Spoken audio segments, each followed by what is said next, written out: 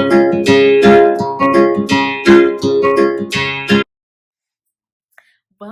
back to another reading video, scholars. Did you do all your work for yesterday? Yes? Then we can get started.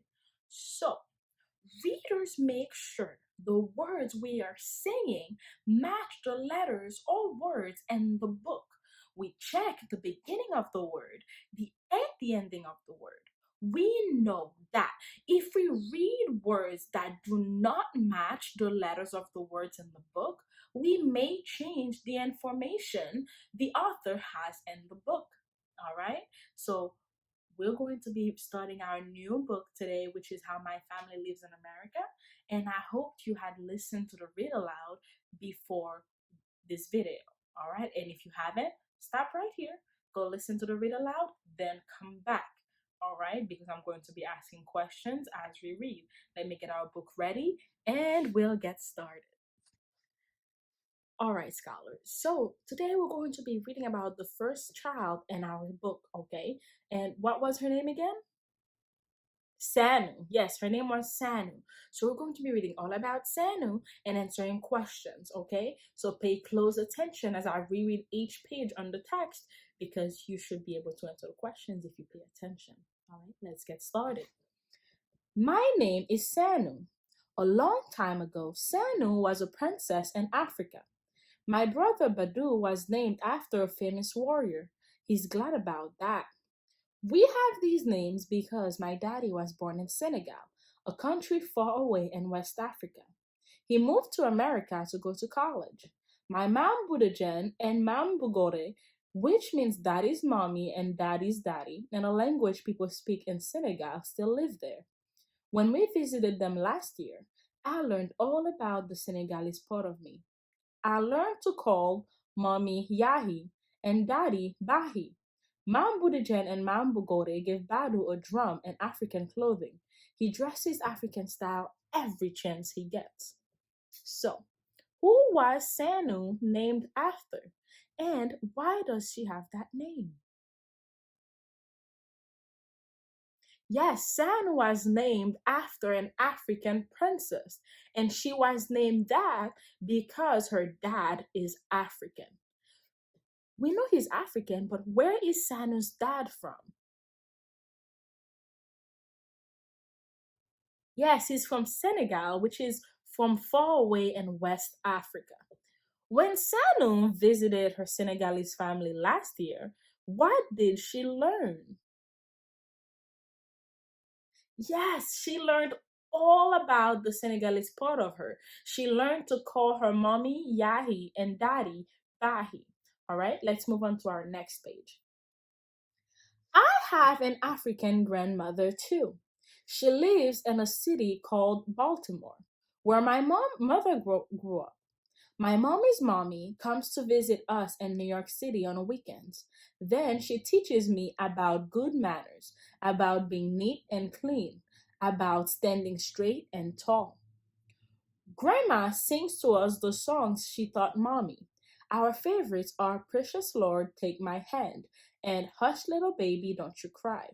When Badu tries to play along on his African drum, it doesn't sound like Africa. Where is Sanu's mom from? Yes, she's from the United States, from Baltimore. And what does Sanu learn from her grandmother? She learned many different things. So let's list them together, okay? So she learned good manners, being neat and clean, standing straight and tall, and songs, all right? Let's read the next page.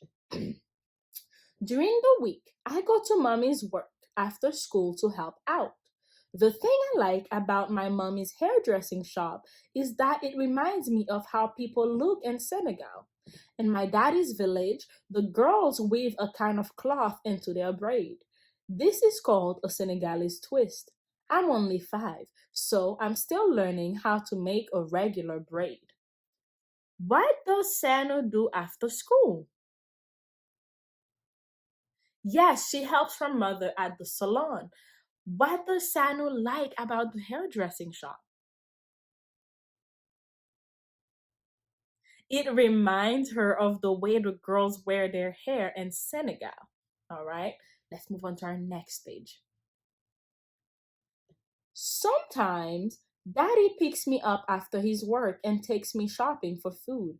Daddy knows how to cook African style. Together, we buy carrots, cabbage, eggplant, tomatoes, yams, and cassava, a vegetable that is like a potato. Daddy likes to tease mommy. In Africa, the wife gets the food and cooks it too. You're in America now, my mommy says, laughing. How does Sana's daddy teases her mommy?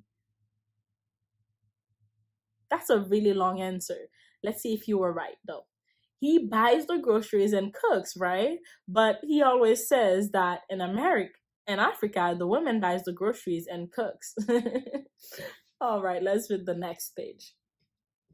For a special meal, my daddy fixes chebojan for lunch, just like his family has in Senegal. Chebojan is rice and fish and vegetables. For this meal, we invite my daddy's relatives, Fifi, Sambo, and Husane, to join us. Before we eat, we all wash our hands the way we did in my father's village. I want everyone to hurry up.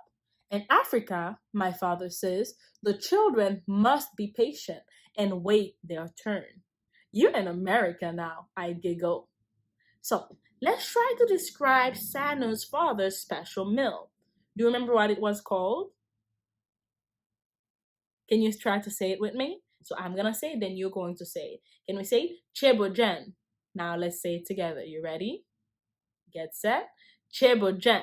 So it is called chebojen and it is served at lunch. It is rice, fish, and vegetables. And all of the father's relatives are invited over to enjoy the meal. And everyone must wash their hands before the meal begins. And we know right now we have to wash our hands all the time, okay? Let's read our next page. At this meal, everyone dresses like people do in Senegal. We put a cloth on the floor, not on the table, since it is the custom to eat on the ground in Senegal. Everyone eats together from one big bowl. Here's the best part. We get to eat with our hands, not with forks and spoons. Daddy shows us how to squeeze the oil out of the chebogen while we eat. We hear stories about our parents when they were little in Senegal and in Baltimore. Mommy says how lucky we are to be African American. Look at the picture real closely. How does the picture help describe what the author writes about the meal? Yes, we can see how the people dress up for the meal, and you see how they all share from the same bowl. You see the bowl in the middle? They share from the same bowl and they eat with their hands, not with forks and spoons, okay? When they are eating, what stories are shared? Yeah, they don't share just any kinds of stories. They share stories about growing up in Senegal and Baltimore. And remember, their mommy says they are lucky to be African American. All right, we are going to stop right here with our story, and I'm gonna set us up for your have to. Okay, give me 1 second, and we'll get started. So, scholars, are you ready for your mission for today? Yeah. All right, so here's your mission for today. As you read today on RazKids, I want you to make sure the words that you are saying match the letters and words in the book. All right, so that's your mission for today. Are you ready? Yeah, get ready, get set, go.